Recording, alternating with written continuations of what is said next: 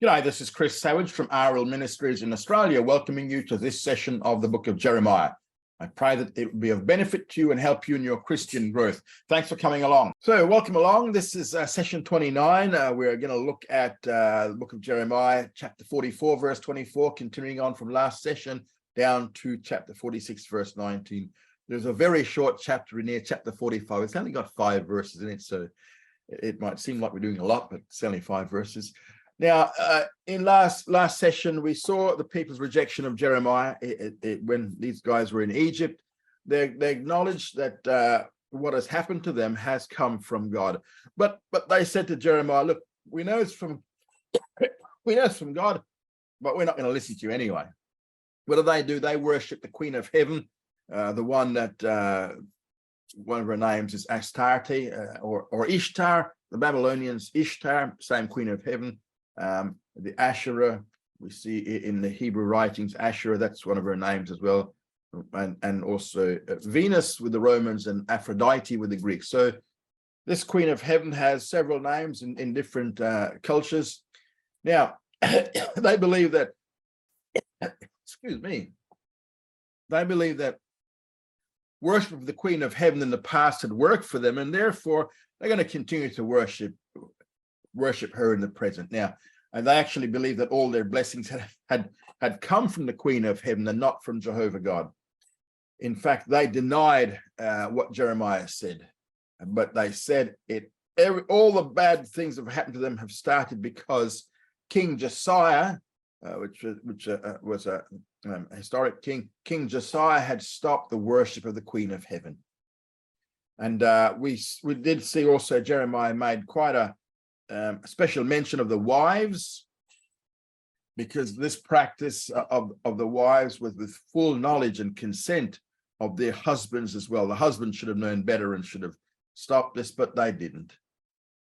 Now, Jeremiah gives them a final warning, which is the section we're into.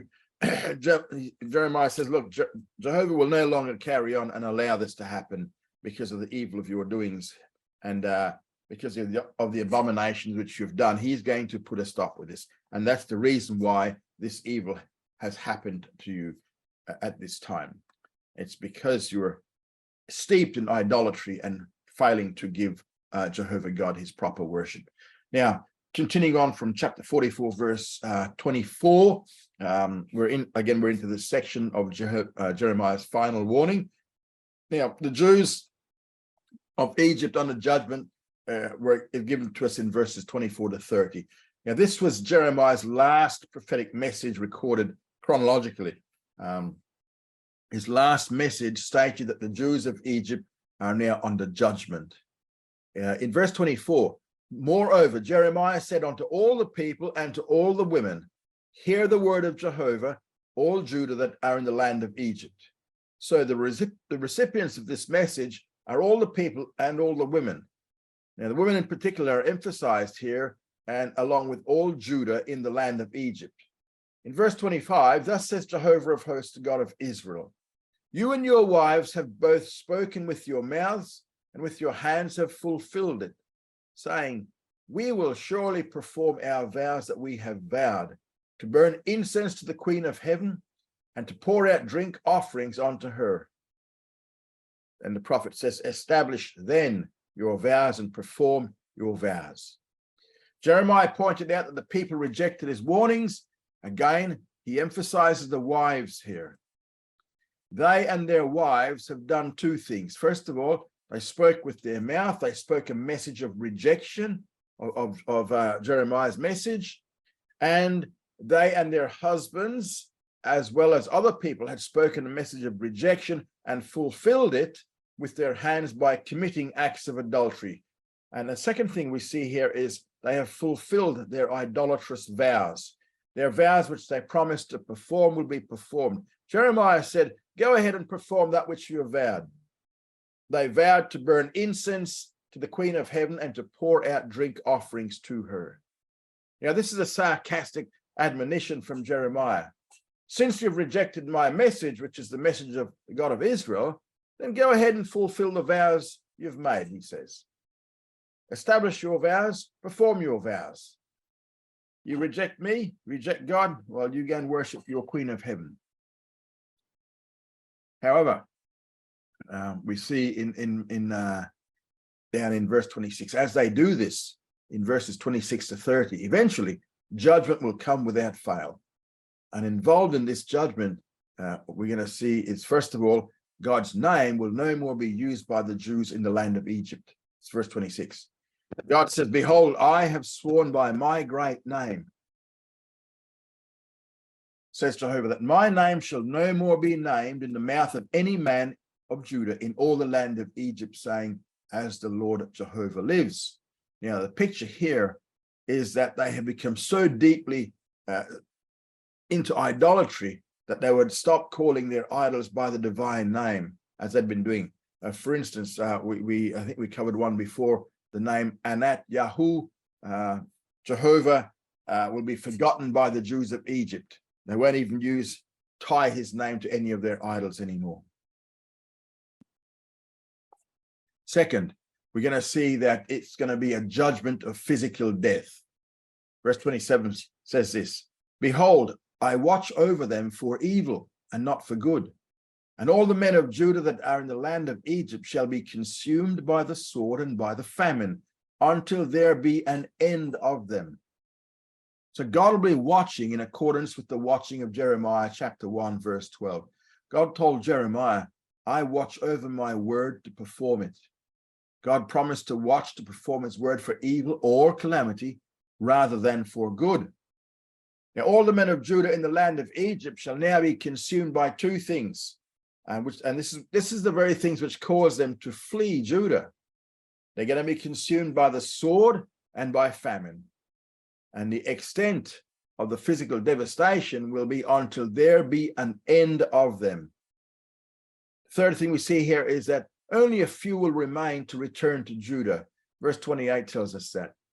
And they that escape the sword shall return out of the land of Egypt into the land of Judah, few in number. And all the remnant of Judah that are gone into the land of Egypt to sojourn there shall know whose word shall stand, mine or theirs. Now, it's important here to note that once again, the consistent promise of God through all the Jewish prophets, no matter how terrible and devastating the judgment may be, God always promises that a remnant will survive. The Jews of Egypt will survive in a very small number, but a remnant will survive nevertheless. And the result will be that all the remnant of Judah that had gone into the land of Egypt to sojourn there, and those few Jews that managed to escape will finally come to understand whose word is true. Will it be the Queen of Heaven or will it be Jehovah God? The word of God will be fulfilled in contrast to the words of these wives to worship the Queen of Heaven. Now,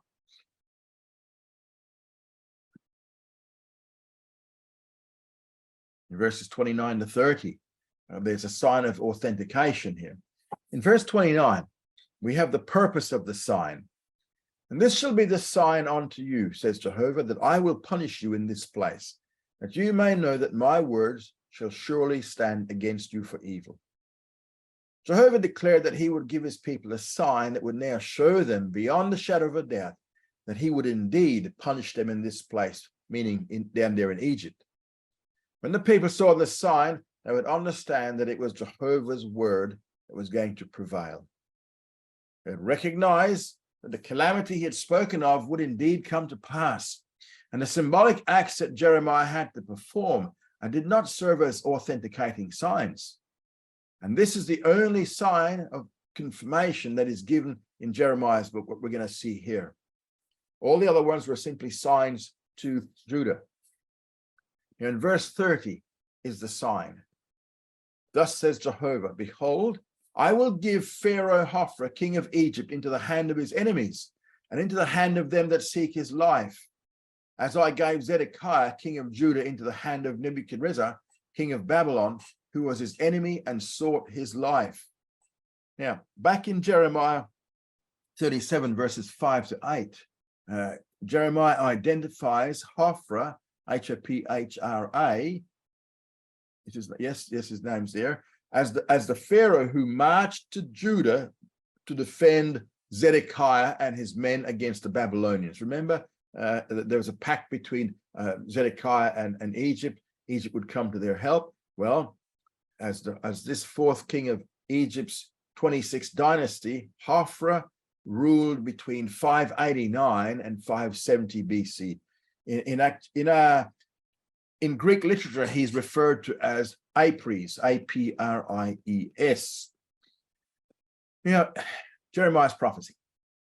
In fulfillment of Jeremiah's prophecy, Pharaoh Hophra attempted to defend Libya from Greek incursions in 570 BC. However, he lost this war. And when his defeated army returned to it, this is just a bit of history to show how the sign was fulfilled. When his defeated army returned to Egypt, a civil war now broke out between the Egyptian troops and some foreign mercenaries. A few decades earlier, Hophra's father, Pharaoh Smatic II, had led Egyptian forces in a highly successful invasion of Nubia under the command of his general called Amasis II. Now, come forward again in the civil war of 570 BC, General Amasis swiftly proclaimed himself Pharaoh.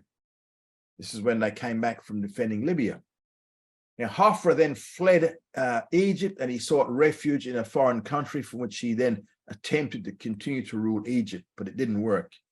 And when he returned back to Egypt in 567 BC to reclaim his throne with the assistance of a Babylonian army, he was captured and he was executed 2 years later in 565. So this is the historic background to verse 30.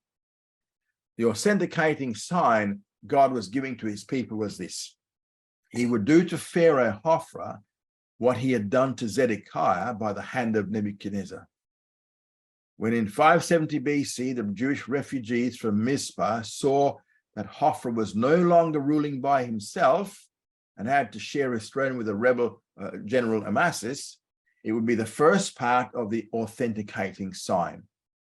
And when Hophra was then executed 5 years later, they would know that the second part of the authenticating sign had now been fulfilled, since at that point, Jeremiah's sign would have been fulfilled in its entirety. They would know that the rest of his prophecy would be fulfilled as well. That's a little bit of a burst of history. Now, here we have Jeremiah 45. This is, as I said, 5 verses. Now, this is just a bit of a postscript here. It's a prophecy for Baruch. Baruch. We find this in Jeremiah 45, verses 1 to 5. And so these 5 verses here encompass a postscript to the narrative of the previous section and concerns a prophecy regarding Baruch. Now, verse 1 provides the occasion of the prophecy. The word that Jeremiah, the prophet, spoke unto Baruch, the son of Neriah, when he wrote these words in a book at the mouth of Jeremiah in the 4th year of Jehoiakim, the son of Josiah, king of Judah. Now remember, Baruch was the one who worked with Jeremiah. He was the one who wrote stuff for Jeremiah. Now, when did this all take place? This was the 4th year of Jehoiakim's reign, 605, 604 BC. So chronologically speaking, this chapter describes events that occurred after chapter 36, verse 8. Remember, we said that Jeremiah's book is not chronological, it's thematic. Now, other events occurred that same year. Jeremiah 25, verse 1 was the prophecy of the 70 years. In Jeremiah 36, verse 1 was the famous incident of the burning of the scroll. And so it appears that after Baruch wrote the scroll, which was burned in the same year, because of the things in Baruch's mind, God now sent a message to him by Jeremiah. Verses 2 to 3 describe Baruch's thoughts. Thus says Jehovah, the God of Israel, unto you, O Baruch, you did say, woe is me now, for Jehovah has added sorrow to my pain. I am weary with my groaning, and I find no rest. Now, Jeremiah's prophecy remember, Baruch was the one writing all these things down for Jeremiah. Jeremiah's prophecy regarding the impending destruction of Jerusalem, recorded from chapter 36 onward, appears to have induced depression in Baruch. The people's wickedness had caused him great pain. However, now Jehovah had added sorrow to this suffering by announcing that Judah would face judgment. And this message distressed Baruch so much that he could not stop sighing and was unable to find relief. And verses 4 to 5 detail a message of comfort and hope from Jehovah. In verse 4, God told Baruch that the prophecies of judgment would be fulfilled. Thus shall you say unto him, thus says Jehovah, behold, that which I have built will I break down, that which I have planted I will pluck up, and this is in the whole land. So Jehovah had built Israel and was about to destroy it. He had planted his people in the land and was about to uproot them because of their disobedience. This judgment would touch the whole nation. And then in verse 5, first part of verse 5, God gave an admonition to Baruch. And seek you great things for yourself? Seek them not. For behold, I will bring evil upon all flesh, says Jehovah. Now, considering the coming judgment, it was unfitting for Baruch to seek great things for himself. The Bible does not record what exactly his aspirations were, but we know from Jeremiah 51, verse 59, Jeremiah shows that Baruch's brother was the quartermaster of Zedekiah, and therefore held a high position in the royal court. So maybe Baruch was entertaining the hopes of some advancement in his own position as scribe. Now, remember, the judgment we're talking about here was the coming destruction of Jerusalem and Judah by the Babylonians. Remember, it's not chronological, it's all over the shop. However, no one loyal to Jeremiah would have been elevated at that time. Therefore, his hopes were in vain. Jehovah admonished Baruch to change his mindset and to stop seeking great things for himself, for he would bring calamity upon all flesh. God would bring calamity upon all flesh, that is. The all-inclusiveness of this statement shows that God's message to Baruch went beyond the immediate future of disaster coming upon Judah and was actually a prophecy concerning the tribulation, because it says, upon all flesh. I'll bring evil upon all flesh. So at the future time, Jehovah's judgment would come upon the entire globe. Now, this short little five-verse chapter ends in the second part of verse 5 with a promise to Baruch. But your life will I give unto you for a prey in all places where you go. So Baruch would be spared the judgment that was about to fall on Judah. Jehovah would give him his life as booty, as prey. We see this term used back in Jeremiah 21:9 and Jeremiah 38:2 and Jeremiah 39:8, where it says, your life will be given to you for a prey, meaning that the scribe, what we're going to see here is that the scribe is going to actually die of old age. So God gave Baruch assurance and hope. And this assurance and hope would sustain him during the siege and fall of Jerusalem and during his forced sojourn with Jeremiah in the land of Egypt. And now with this, the second and largest section of the book of Jeremiah from chapter 2 to chapter 45 now comes to an end. He's dealt with the prophecies concerning Judah. The third of the four main sections of Jeremiah is the prophecies concerning the Gentile nations in chapters 46 to 51. Again, remember, the book is not categorized chronologically, but topically. He no longer now deals with Judah and Jerusalem, but Jeremiah is now going to deal with the Gentile nations.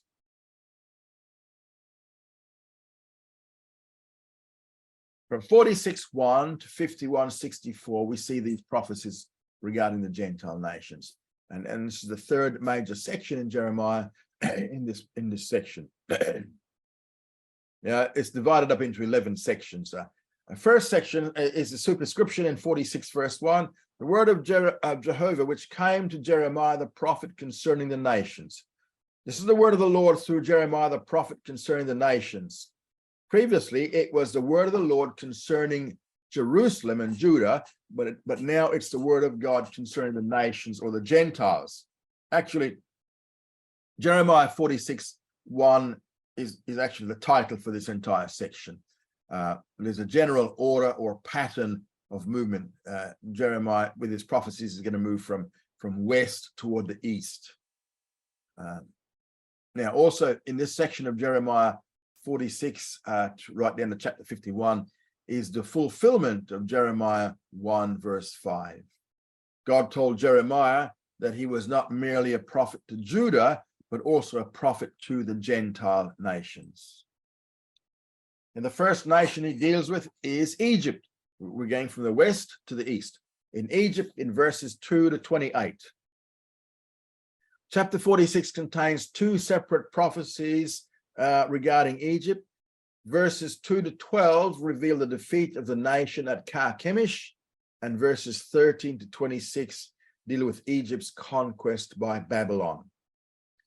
Verses 27 to 28 conclude the section by providing a comforting statement regarding Israel. Now, we have the first prophecy here in verses 2 to 12 of chapter 46, which is the defeat at Carchemish. Now, Carchemish was a significant city in the northern Hittite region, or northern Hittite Empire. Its ruins are located on the west bank of the Euphrates River, approximately 35 miles or about 60 kilometers southeast of a place called Gaziantep, which is in Turkey near the Syrian border. Carchemish was the site of one of the most pivotal battles in world history, which we find back in 2 Chronicles 35, verse 20 to 24. 2 Chronicles 35, 20 to 24. In 612 BC, the Babylonians conquered the Assyrian capital of Nineveh. As a result, the Assyrians, remember the Assyrians were before the Babylonians, the Assyrians moved their capital to a place called Haran. And when the Babylonians captured that city in 608 BC, the Assyrians then fled to Carchemish. Now, Egypt was an ally of the Assyrians, and Egypt marched to their aid against the Babylonians. However, the army of Pharaoh Necho II, he was a guy who was in charge in 609 BC. They were held up at a place called Megiddo in 609 BC by the forces of King Josiah, right? So King Josiah is still alive. The Egyptians have come up to go and help the Babylonians fight help the Assyrians fight the Babylonians, but they get held up at Megiddo. And Megiddo is in Israel.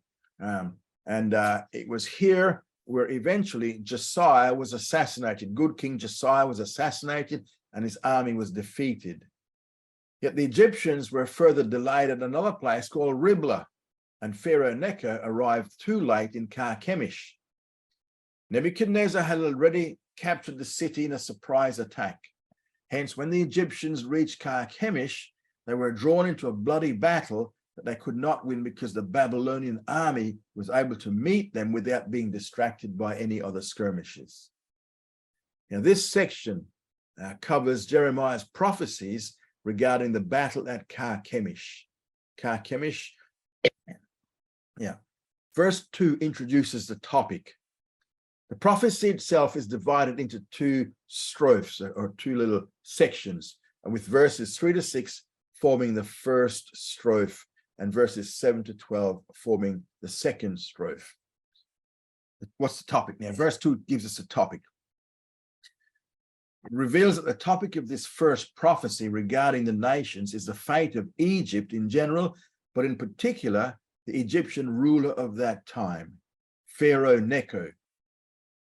Of Egypt, he says, concerning the army of Pharaoh Necho, king of Egypt, which was by the river Euphrates in Carchemish. This is when they went up there, which Nebuchadnezzar, king of Babylon, smote in the 4th year of Jehoiakim, the son of Josiah, king of Judah. So in the 4th year of Jehoiakim, when's the 4th year? Well, this was 605 BC. the army of Pharaoh Necho was stationed by the river Euphrates at Carchemish, and that was a place where it was defeated by Nebuchadnezzar, king of Babylon. And remember, the Assyrian Empire was prior to the Babylonian Empire. The victory now shifted in this battle between the Egyptians and the Babylonians. The victory shifted the balance of power away from the Assyrians and now towards the Babylonians. And now with the topic introduced, Jeremiah chapter 46, 3 to 12 deals with the prophecy concerning Egypt's defeat at Carchemish. Verses 3 to 6, the theme of the first little section here is that Egypt would now be defeated in spite of careful preparations. Verses 3 to 4 illustrate the preparations. Prepare ye the buckler and shield and draw near to battle. Harness the horses and get up, you horsemen, and stand forth with your helmets. Furbish the spears, put on the coats of mail.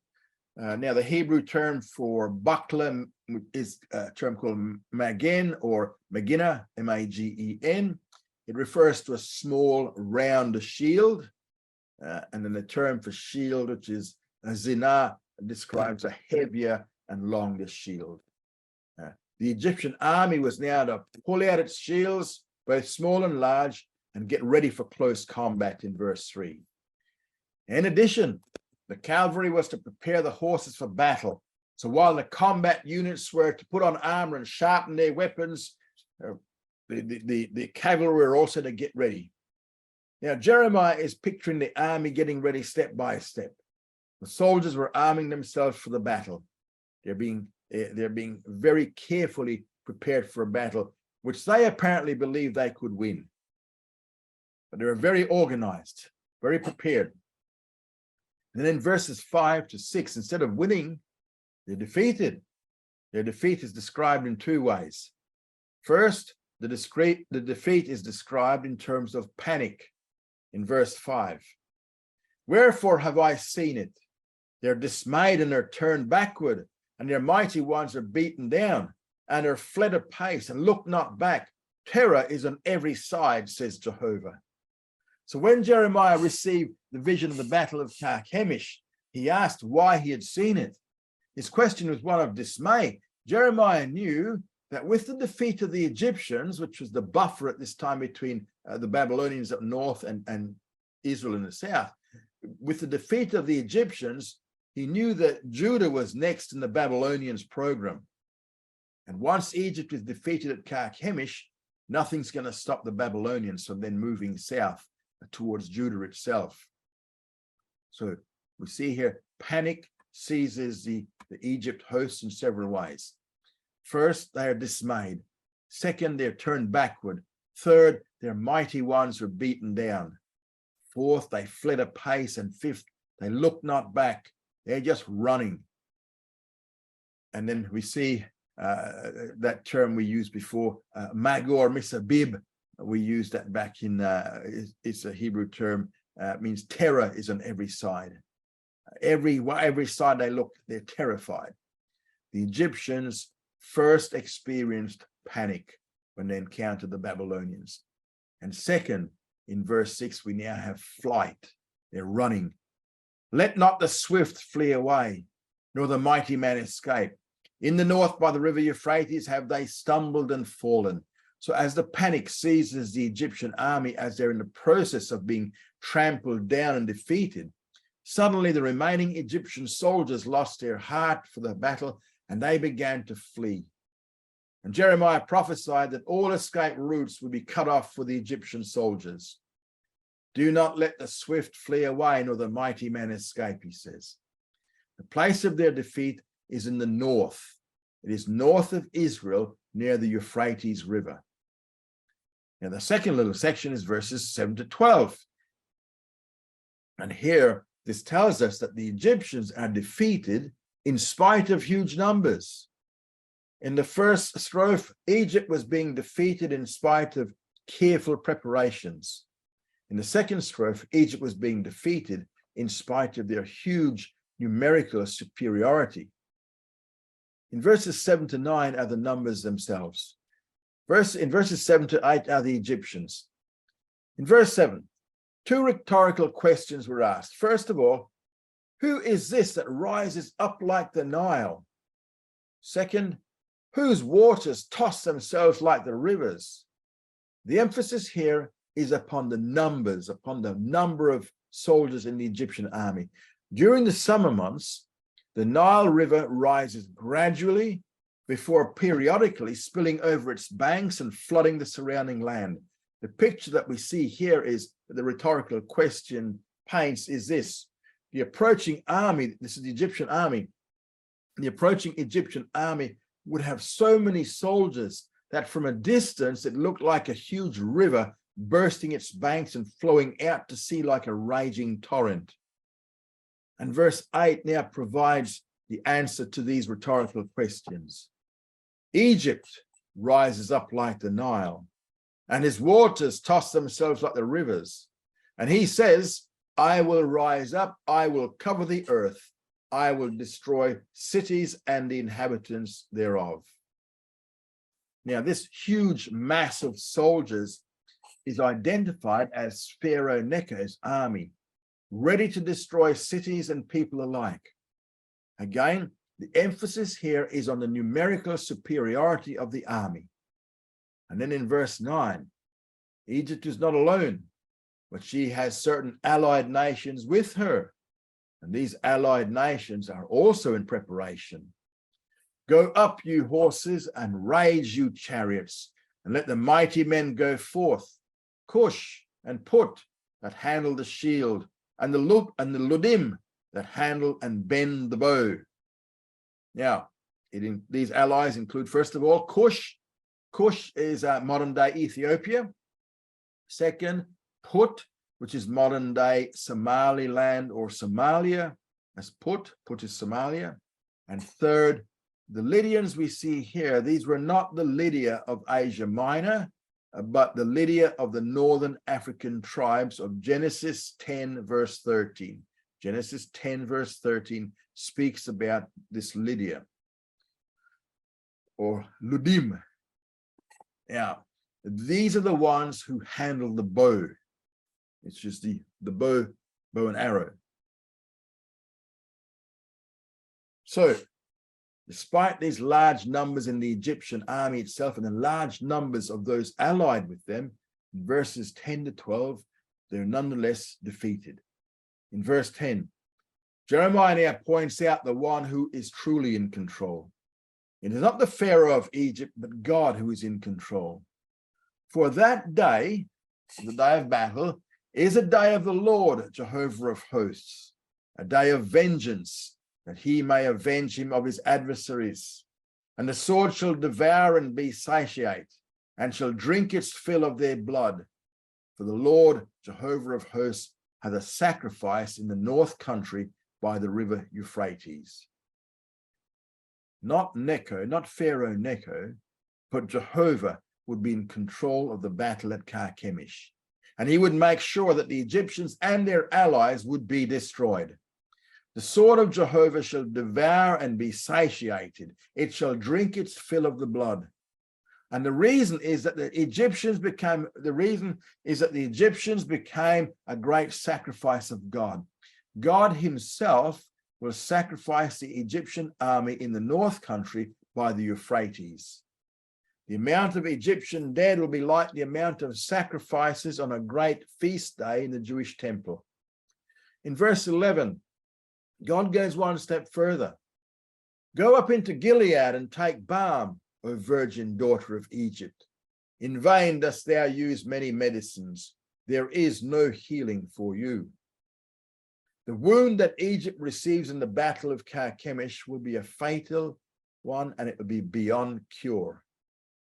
Rhetorically and sarcastically, Jeremiah says, go up into Gilead and take balm. Now, Gilead was a place which was famous place for much balm. Balm was used for medical purposes. The expression also we see here, virgin daughter of Egypt. Why is this used? Well, It's termed like this because Egypt is about to be raped by the Babylonians. It is interesting that he applies a concept of medicine also in this situation. In the ancient world, the Egyptians were famous for their medicine and medical doctors. Medicine was world renowned. It says, in vain, you will use many medicines, but you shall not be cured. Why? Because the wound is fatal. They'll not be cured, they will die. And now this section ends in verse 12 with a lamentation. The nations have heard of your shame, and the earth is full of your cry. For the mighty man has stumbled against the mighty. They are fallen, both of them together.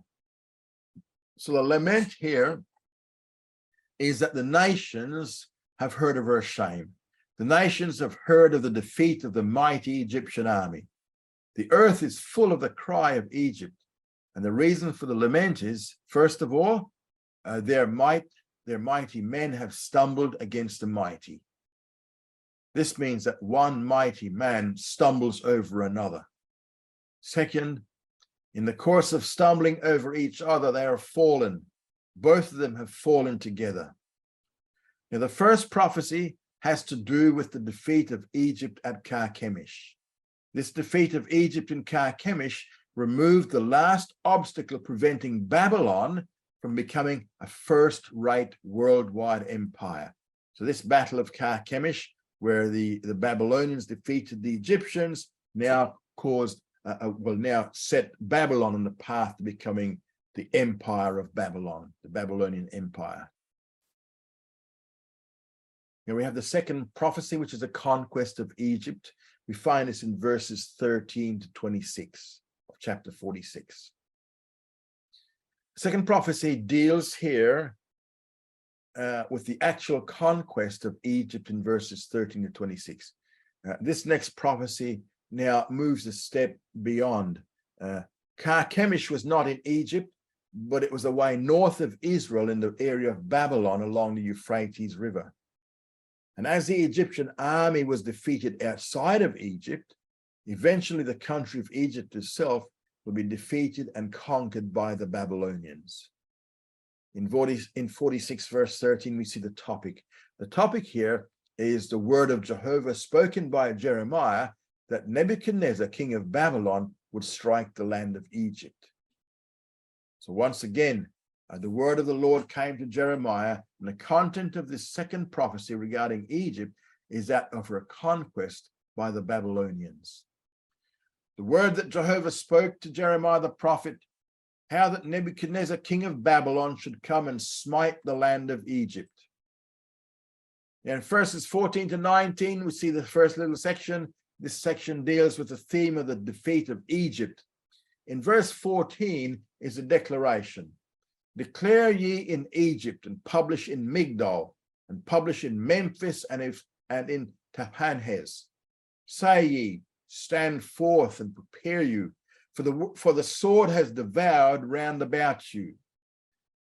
So what we see here is that this declaration should be published in those places mentioned. The cities mentioned, these are the specific cities in the land of Egypt where the Jews had migrated. 3 cities are mentioned in Egypt, where first of all, Migdol, second was Memphis or Nof, Memphis, and third we had Tahpanhes.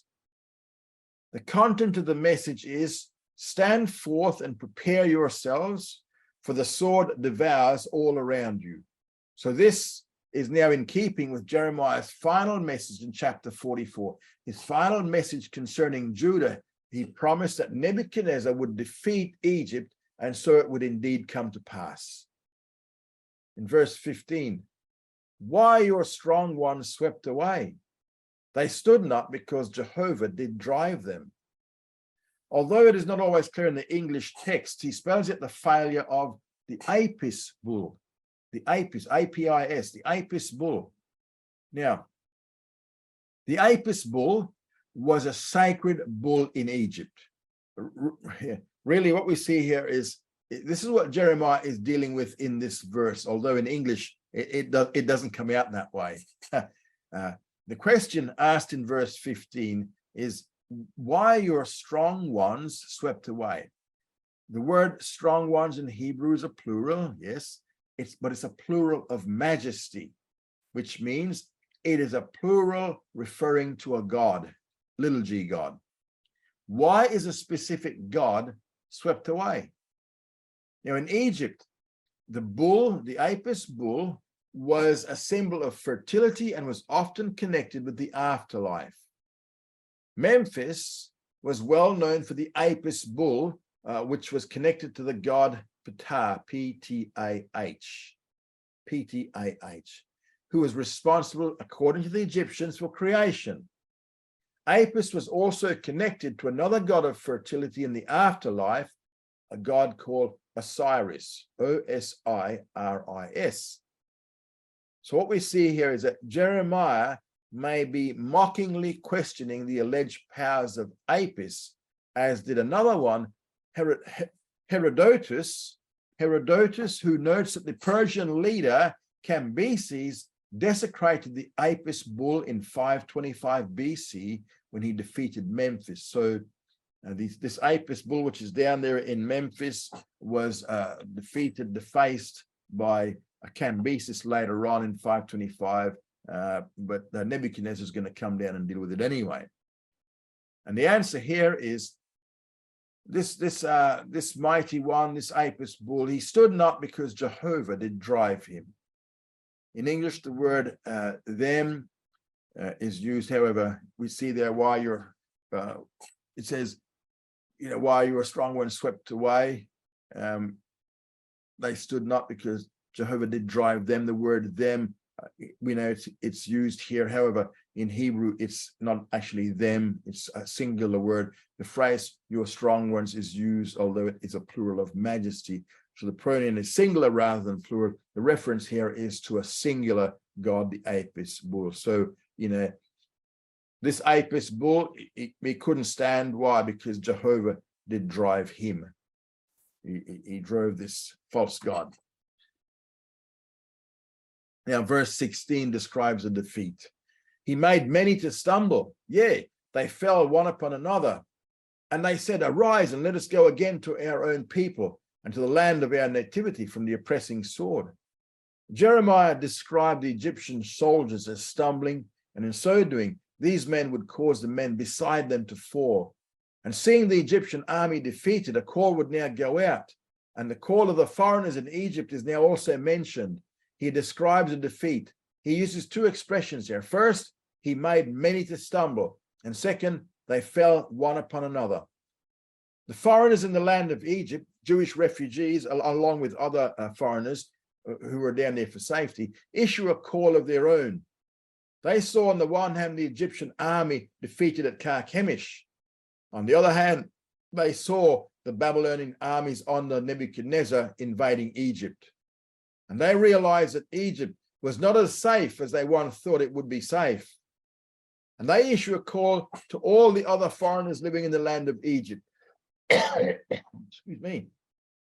And this call to the other foreigners consisted of several parts. First, let us go again to our own people. And once again, we see the word Jeremiah uses here is shuv, S-H-U-V. Let us return. In other words, they say, from the country from which we migrated to Egypt, let us return to that country. Let us go back to Judah. Second, let us go to the land of our nativity. Third, let us go for the purpose of escaping the oppressing sword. Remember, they fled to Egypt to escape the sword of Nebuchadnezzar. Now the sword has come to the land of Egypt. And in order to escape the sword again, they must now return to their own lands.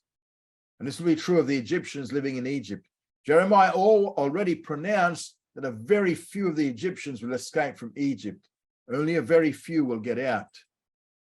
And in verse 17, they cried there, Pharaoh, king of Egypt, is but a noise. He has let the appointed time pass by. What's he saying? Well, Jeremiah points out that as far as the Pharaoh of Egypt is concerned, he proved himself to be of little help. He's no help at all. And this verse describes the failure of the Pharaoh of Egypt. The foreigners cried, They cry that Pharaoh, king of Egypt, is but a noise. He's nothing but a windbag. Or to paraphrase, the king of Egypt has become King Bombast. He's just hot air. He can talk a lot, but he can do very little. In fact, they go on to say one more thing.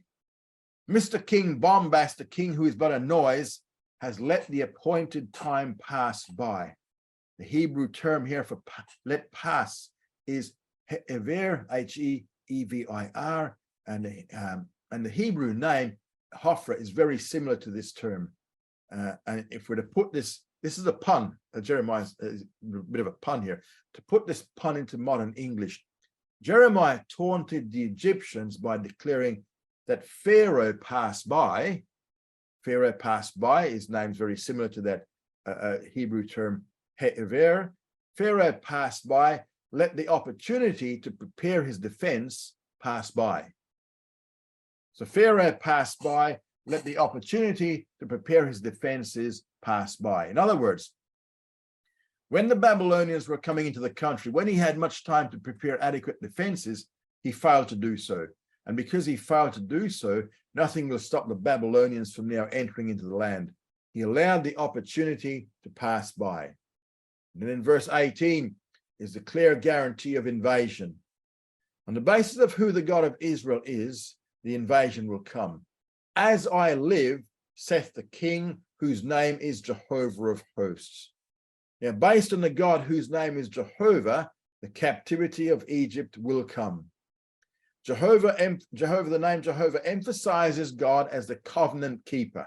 He's the one who keeps his promises. He's the one who ensures that his prophecies will be fulfilled to the very letter. Now, on the basis of who God is, King Jehovah of hosts, and as sure as the mountains are constant, as sure as Mount Tabor is among the mountains, as sure as Mount Carmel is by the sea, so Nebuchadnezzar shall come. Now, these two mountains, Mount Tabor and Mount Carmel, are located in Galilee. These two mountains are very conspicuous. They're far from other mountains in Galilee, which tend to then blend into one another. They stand out by themselves, these Mount Tabor and Carmel. Mount Tabor is on the very eastern end of the valley of Jezreel, which is now referred to as the valley of Armageddon. Mount Carmel is on the very western end of this valley. And if you stand in the middle of the Jezreel Valley in Galilee looking to the east, many mountains are visible, but Mount Tabor stands out by itself. And if you look to the west, lots of mountains are also visible, but Mount Carmel stands out by itself. So what this is saying here is that as surely as these mountains stand off by themselves and are conspicuous, so surely will the judgment come to pass. Nebuchadnezzar would tower over Pharaoh, as Tabor and Carmel tower over the other mountains. And in verse 19 are the results of this invasion. O you daughter that dwell in Egypt, furnish yourself to go into captivity, for Memphis shall become a desolation and shall be burnt up without habitation. So first of all, captivity will be the result. The phrase "the daughter in Egypt" most likely refers to the Egyptian population, although it might also refer to the Jewish population in Egypt. When the phrase daughter is used symbolically in the singular, it always refers to the population of the object that's attached to it. In this case, the word daughter in Egypt could refer to one of two things. First, it could refer to the population of Egypt. The people of Egypt will go into captivity. Second, it could refer to the Jews in Egypt going into captivity. Probably the second option is best, the Jews going into captivity. If it was dealing with the Egyptian population, the normal way of saying it would be daughter of Egypt. However, he uses the expression, you daughter that dwells in Egypt, you daughter that dwells in Egypt. It's as if he's looking at a foreign population living in Egypt. So he's probably saying here that the Jewish population that fled to Egypt to escape the Babylonian captivity will actually end up being taken into captivity in Babylon. And instead of having to walk from Israel, which would have been shorter, they're now going to have to walk into captivity all the way to Babylon from Egypt. So that's why they have to furnish themselves or pack up and get ready for captivity. And now, a second thing here, another result of the captivity is going to be desolation. Memphis shall become desolate. It shall be waste and be desolate without inhabitant. Remember, Memphis was one of those three cities or three places where the Jews settled. The first strophe deals with the coming invasion of Egypt by Nebuchadnezzar of Babylon, and now Egypt is going to be defeated in her own territory. And that's where we'll leave it for this session. Thank you for coming along. Study hard and grow strong.